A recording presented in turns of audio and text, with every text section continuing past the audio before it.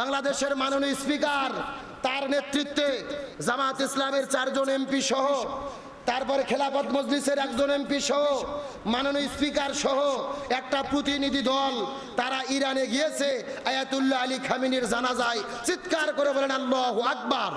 পৃথিবীর ইতিহাসে এত বড় জানাজা কখনো হয় নাই। সেই জানাজা হচ্ছে আয়াতুল্লাহ আলী খামেনি রহমতুল্লাহ আলাইহির জানাজা। আল্লাহু আকবার বলেন। ইরানের তেহরানে তার জানাজা হবে। অনুমান করা হচ্ছে 2 থেকে 3 কোটি মানুষ এই জানাজায় উপস্থিত হবে। পৃথিবীর প্রায় 90টা মুসলমান দেশ থেকে এখান থেকে মুসলমানেরা আসবে।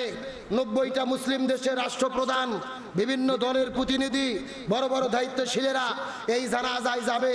পৃথিবীর ইতিহাসে এত মানুষ কোনো জানাজাতে হয়নি। এতগুলো মানুষ আয়াতুল্লাহ খামেনির জানাজায় উপস্থিত হবে, এটাই তার জন্য সৌভাগ্য। পুরো পৃথিবী তার জন্য দোয়া করতেছে। তার মানে বোঝা যায় তারা ইমাম হোসেনের উত্তরসূরি। এদেরকে মারিয়ে কোনো লাভ নেই, বরং যাদের মারা হবে তাদের ইজ্জত বাড়ায়া দেবে কে? আমরা বাংলাদেশ সরকারকে ধন্যবাদ দেই। আপনারা শুনে খুশি হবেন, আনন্দিত হবেন। বাংলাদেশের মাননীয় স্পিকার তার নেতৃত্বে জামাত ইসলামের 4 জন এমপি সহ তারপরে খেলাফত মজলিসের একজন এমপি সহ মাননীয় স্পিকার সহ একটা প্রতিনিধি দল তারা ইরানে গিয়েছে আয়াতুল্লাহ আলী খামেনির জানাজায়। চিৎকার করে বলেন আল্লাহু আকবার। আমরা সরকারি দল, বিরোধী দল সবাইকে ধন্যবাদ দেই। মাননীয় স্পিকারের নেতৃত্বে যেই প্রতিনিধি দলে জানাজায় গেছে, এরা শুধু 8 জন যায়নি, বরং আমাদের 18 কোটি জনগণের পক্ষে তারা জানাজায় গিয়েছে। আমরা ভালোবাসা দেখিয়ে দিয়েছি। লাল সবুজের পতাকা নিয়ে তারা সেখানে যাবে, তারা সেই জানাজায় উপস্থিত হবে, আয়াতুল্লাহ আলী খামেনির জানাজায় উপস্থিত হবে। আমরা মাননীয় স্পিকার সহ সমস্ত সংসদ সদস্যদের ধন্যবাদ দেই, স্যালুট দেই। তার কারণ আয়াতুল্লাহ আলী খামেনি ছিল গোটা পৃথিবীর 200 কোটি মুসলমানদের সম্পদ। কিন্তু বর্তমানে অনেকে ফতুয়াবাজি করতেছে যে ওরা ছিল শিয়া, ওদের আকীদা ভালো না, ওদের জানাজায় যাওয়ার দরকার কি? আমাদের বাংলাদেশ হলো ফতুয়াবাজির কারখানা। এত ফতুয়া পৃথিবীর কোনো দেশে চলে না। কতক্ষণ না কা ভালো করে বোঝেন, ওরা শিয়া, ওদের আকীদের মধ্যে গলত আছে, এটা আমরা স্বীকার করি। আহলে সুন্নাত ওয়াল জামাতের আকীদের সাথে তাদের আকীদা মিল নাই, কিছু পার্থক্য আছে। কিন্তু মনে রাখতে হবে এটা শুধু আকীদের বিষয় নয়, ইসলামী শরীয়তের নীতিমালা বোঝেন। আপনাকে যদি কোনো হিন্দু সহযোগিতা করে, আপনারও মানুষ হিসেবে দায়িত্ব তার বিপদে তার পাশে দাঁড়ানো। আর ও তো মুসলমানের সম্পদ ছিল, তাম পৃথিবীর মুসলমানদের পক্ষে লড়াই করেছে। আর আয়াতুল্লাহ আলী খামেনি মারা গেছে, আপনি বলতেছেন তার জানাজায় যাওয়া জায়েজ নাই, জানাজায় যাওয়া হারাম। এই সমস্ত তথাকথিত ফতুয়াবাদদের কারণে এই বাংলাদেশে ইসলামের 12টা বেজেছে। কথা কর না কে? কার দোষ দেবেন? আমরা হুজুরাই যাই দেশে ঠিক হতে পারিনি, আমরা ডায়রি টুপিওয়ালারা ঠিক হতে পারিনি। আমরা হুজুরে হুজুরে গুতি না করে, ফতুয়াবাজি না করে এক জায়গায় যদি হতে পারতাম, অনেক আগে এই বাংলাদেশে শান্তি কায়েম হয়ে যেত। আজকে আয়াতুল্লাহ আলী খামেনি মারা গেল, পুরো পৃথিবীর মানুষ মুসলমানেরা সেখানে জানাজায় যাচ্ছে। আর আমাদের দেশে কূপের মধ্য থেকে কূপমণ্ডুক কিছু মুফতিরা ফতুয়াবাজি করতেছে, এদের জানাজায় যাওয়া জায়েজ নাই। আল্লাহ আগে এই মুফতিদেরকে হেদায়েত দান করুক, আমিন কর। সাধারণ মানুষের হেদায়েত আল্লাহ পরে দিক, আগে হুজুরদের হেদায়েত দান করুক, আমিন কর। এই সমস্ত ফতুয়াবাদদের কারণে ইসলামের 12টা বাজে। আরে ভাই, খামেনির জানাজাত যাওয়া মানে কি তাদের আকীদা গ্রহণ করা? শিয়াদের ভেতরে পরে 72টা গ্রুপ আছে, বড় বড় গ্রুপ হলো 12টা। তার মধ্যে কিছু কিছু গ্রুপের বিশ্বাসের সাথে আমাদের পার্থক্য আছে, এটা আমরাও জানি, ওটা আলাদা বিষয়। কিন্তু যেই খামেনি 200 কোটি মুসলমানের পক্ষে লড়লো, মনে রাখবেন ইরান শুধু নিজেদের বাঁচার জন্য লড়েনি। ইরান জিতে গেছে মানে তাম পৃথিবীর মুসলমানেরা জিতে গেছে। যদি বিজয় নিশ্চিত না হতো, আরো 2 বছর পর জানাজা হতো। এটা ভালো করে বুঝবেন। জানাজা তো তখনই ওনারা দিতে পারতো, কেন দেয়নি? কারণ একটাই, তারা যখন বিজয় নিশ্চিত হয়ে গেছে তখন তারা জানাজার প্রস্তুতি নিয়েছে। এমনকি আয়াতুল্লাহ আলী খামেনির জানাজা তেহরানে হওয়ার পরে তার মরদেহকে কারবালার মাঠে নিয়ে যাওয়া হবে, কারবালার মাঠেও তার জানাজা হবে। আল্লাহু আকবার বলবেন না? যেই কারবালার মাঠ নিয়ে আমরা আলোচনা করতেছি 1 মাস ধরে, যেই কারবালা আমাদের অনুপ্রেরণা, যেই কারবালা আমাদের উৎসাহ, যেই কারবালা ইসলামী আন্দোলনের প্রিয় ঠিকানা, ইসলামী আন্দোলনের স্পিড জাগায়, সেই কারবালার মাঠে আয়াতুল্লাহ আলী খামেনির জানাজা হবে, ওই জালেমদেরকে বুঝিয়ে দেওয়া হবে আমাদের মেরে তোমরা শেষ করতে পারবা না। ইমাম হোসেনকে মেরেছো, ইমাম হোসেন টিকে আছে, আয়াতুল্লাহ খামেনিও টিকে থাকবে, এজিদের গোষ্ঠীরাই এই দুনিয়া থেকে নিশ্চিহ্ন হয়ে যাবে। তার কারণ যারা ইমাম হোসেনের যোগ্য উত্তরসূরি হয়, হকের পক্ষে থেকে জীবন দেয়, এরা মরে না, এদের কিয়ামত পর্যন্ত বাঁচিয়ে রেখে সম্মানিত করে কে? মানুষের অন্তর অন্তর ভালোবাসা টিকে রাখে কে? তাহলে বলতে চাচ্ছিলাম কারবালা শুধু জায়গার নাম নয়, কারবালা কি বিপদে পতিত হওয়ার জায়গা, কারিবুল বালা। আজকে আমরাও যদি ইমানের পথে থাকি, হক কথা সত্য কথা বলতে গিয়ে আবারও নতুন করে যদি আমাদের ওপরে জুলুম শুরু হয়, আমরাও যদি রাজপথে নেমে আল্লাহর নামে তাকবীর দেই, আর রাজপথে এসে যদি জালেমেরা জুলুম করে, ওই রাজপথটাই আমাদের জন্য কি হবে? তার মানে কারবালা কিয়ামত পর্যন্ত থাকবে। কারবালা একটা হচ্ছে অনুপ্রেরণা, কারবালা একটা স্পিড, কারবালা একটা বাহন, কারবালা একটা মাধ্যম, কারবালা হলো আমাদের জন্য একটা অস্ত্র। সুবহানাল্লাহ বলবেন না? সুতরাং ইমানদাররা টিকে থাকবে যতদিন, কারবালা থাকবে যতদিন, ইমানের পরীক্ষা থাকবে যতদিন, কারবালা থাকবে ততদিন। কিন্তু আমরা এখন সর্বশেষ জানার চেষ্টা করব, এই কারবালা যারা সংগঠিত করেছিলেন, ইমাম হোসাইন সহ পরিবারের 72 জন সদস্যকে যারা হত্যা করলেন, শহীদ করে দিলেন, এর পেছনে মূলত সবচাইতে বেশি দায়ী ছিল 3 জন ব্যক্তি। কয়জন বললাম? একজন, এক নম্বর হলো যিনি ইমাম হোসাইনকে সরাসরি শহীদ করেছিল, যার নাম হলেন শিমার বিন জুলশান। শিমার কি নাম বললাম? যিনি সরাসরি ইমাম হোসেনকে হত্যা করেছে। 2 নম্বর হলো ওই সময়ে ইরাকের কুফা নগরীর যিনি শাসনকর্তা ছিল, ওবায়দুল্লাহ বিন জিয়াদ। আর 3 নম্বর হলো দামেস্ক থেকে যিনি শাসন কার্য পরিচালনা করতেছিলেন, তার নাম কি? ইয়াজিদ ইবনে মুয়াবিয়া।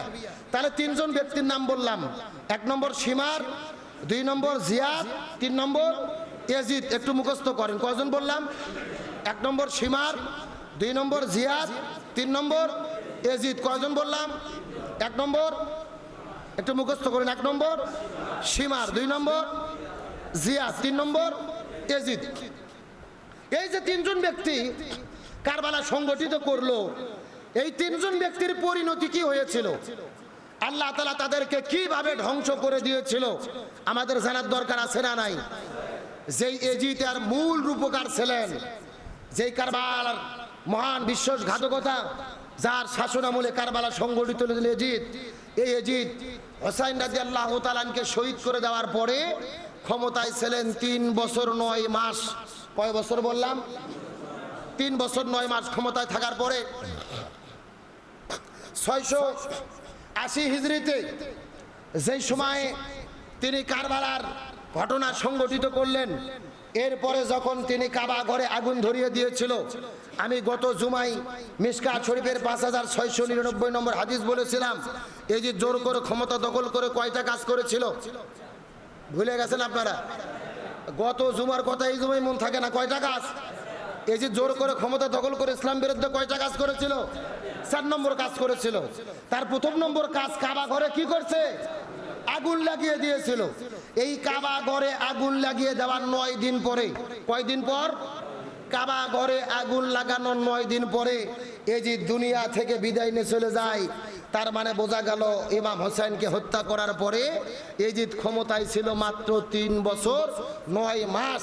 বাংলাদেশে একটা সরকার ক্ষমতা এলে কয় বছর ক্ষমতা থাকে? কথা কর না কে?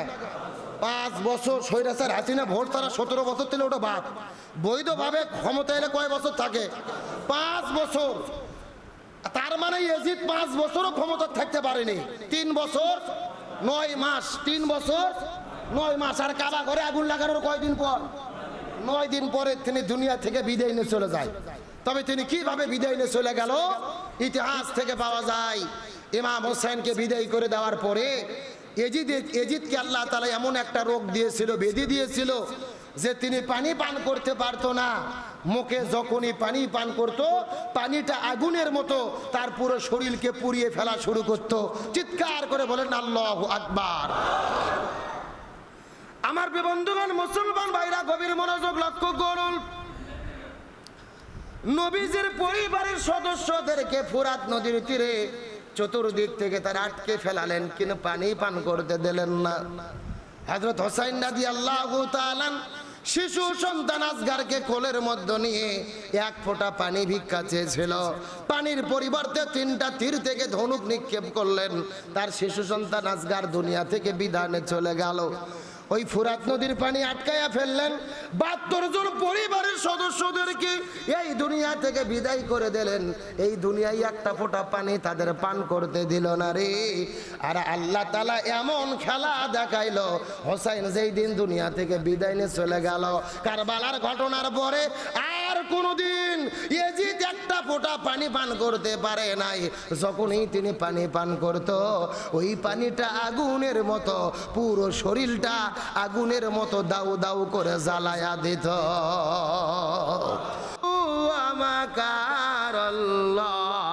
আল্লাহু খায়রুল মাকিরিন।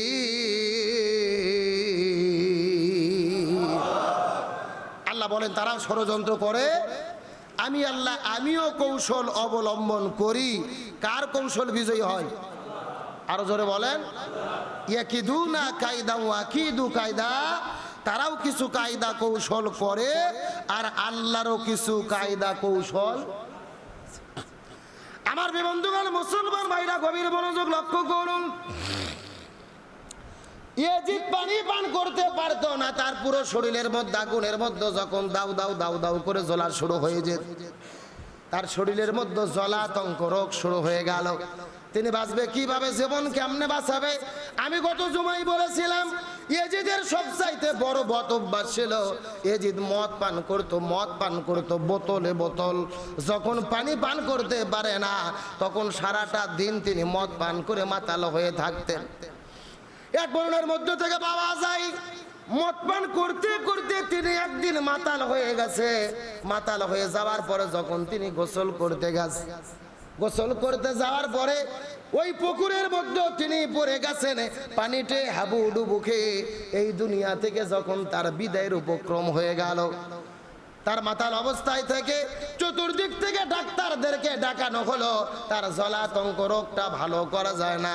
পুরো শরীরের মধ্য থেকে যখন ঘা বের হয়ে পুরো শরীরটা পচে যাওয়া শুরু করলেন। একদিকে পানি পান করতে পারে না, সারাটা দিন মদ পান করে মাতাল হয়ে পড়ে থাকে।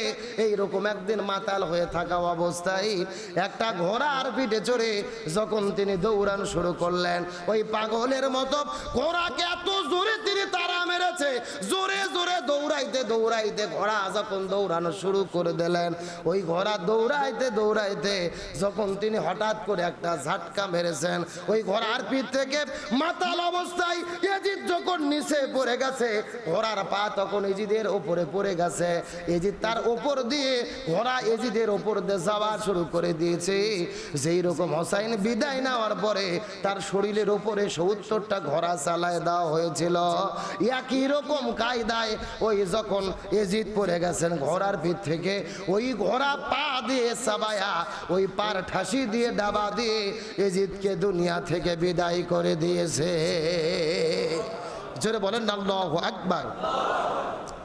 তার মানে ইয়াজিদ, শিমার এবং জিয়াদ, তারা 3 জন মিলে ইমাম হোসাইনকে এবং তার পরিবার বর্গর সদস্যদেরকে যেভাবে কষ্ট দিয়ে শহীদ করেছিল, একই রকম ভাবে কষ্ট দিয়ে এই ইয়াজিদকে দুনিয়া থেকে বিদায় করে দিয়েছে কে? তারা হোসাইনের পানি বন্ধ করেছিলেন, আল্লাহ তার জন্য পানি খাওয়া কি করলেন? হারাম করে দিলেন, পানি খাইতে পারলেন না। আবার হোসাইনকে শহীদ করে তার শরীরের উপরে ঘোড়া চালায় দেওয়া হয়েছিল। একই রকম আল্লাহ তাআলা তাকে মাতাল বানাইয়া ইয়াজিদের উপরে ঘোড়াটা চালাইয়া দিলেন। তার মানে যেভাবে তিনি লাঞ্ছিত করেছিলেন, আল্লাহ তাকে একই রকম ভাবেই লাঞ্ছিত করলেন। তার মানে বোঝা যায় দুনিয়াতে যারা জুলুম করে, এই জালেমদের বিচার কে করে? আর একটু জোরে বলেন। যুগে যুগে যারাই জালেম হয় আর যারা মাজলুম থাকে, সময়ের পরিবর্তন হয়। আল্লাহ তাআলা মাজলুমদেরকে হেফাজত করে, আবারও নতুন করে যারা জুলুম হয়, যারা জুলুম করে জালেম হয়, এই জালেমদেরকে কে পতন ঘটাইয়া দেয়? এজন্য আজ হোক, কাল হোক, কিয়ামত পর্যন্ত হোক, ক্ষমতায় পাওয়ার পরে জুলুম করা ঠিক নয়, অহংকার করা ঠিক নয়। যারাই যুগে যুগে জুলুম করেছে, ফেরাউন বলি, নমরুদ বলি, হামান বলি, কারুন বলি, আবু জেহেল বলি আর এজিদ বলি, যারাই দুনিয়াতে জালেম হয়েছে তাদেরকে ধ্বংস করে দিয়েছেন কে? সুতরাং জালেমদের ব্যাপারে আল্লাহ তাআলা